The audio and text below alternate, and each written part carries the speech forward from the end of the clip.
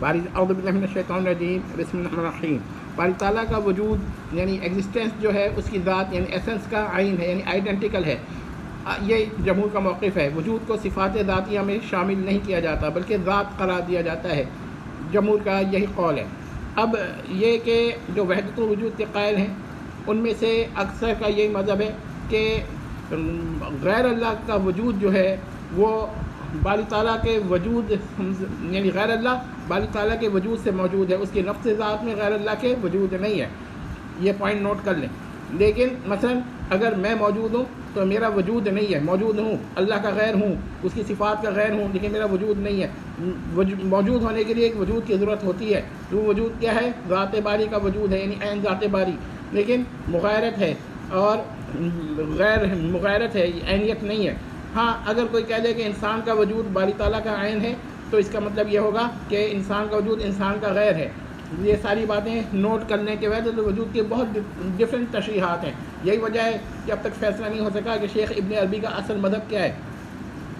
اب ہم آتے ہیں مکان کے بارے میں. مکان کے بارے میں یہ کہ یہ مکان جو ہے یہ جوہر نہیں ہے, ٹھیک ہے, یہ انتزاع ہے. جب یہ انتزاع ہے مکان تو اس کا وجود جو ہوگا وہ بالکل ہی مختلف چیز ہوگی. یعنی اس کا وجود یہ موجود بے وجود الباری تو ہے, جیسے کہ ہر موجود بے وجود الباری ہے, کیونکہ موجود بالغیر جو ہے وہ موجود ہے, لیکن جو وہ غیر کیا ہے جس سے وہ موجود ہے تو وہ وجود الباری ہے.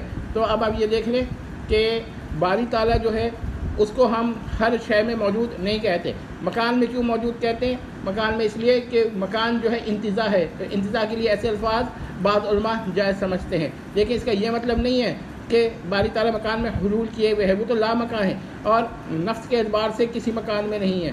تو یہ باتیں سمجھ لیجئے. اس کے علاوہ یہ بھی میں آپ کو بتا دوں کہ جو مکان ہے وہ اپنے مبدا یا منشا کے اعتبار سے قدیم ہے, لیکن نفس کے اعتبار سے حادث ہے, کیونکہ منشا اس کا تکوین ہے اور بعض لوگ کہتے ہیں وجود ہے. تو اگر وجود ہے تو وہ عین باری ہے, یعنی کہ ذات باری سے منتزع ہے.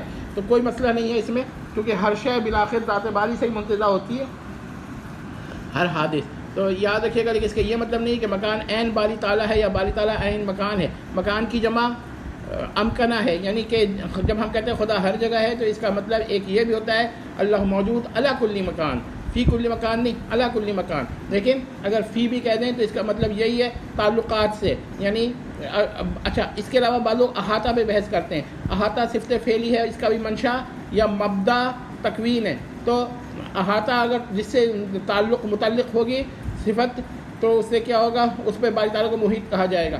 یہ ساری باتیں نوٹ کر لیں کہ صفات جو فعلیاں ہیں ان کا مبدا صفت ذاتی, کون سی صفت ذاتی؟ تکوین ہے.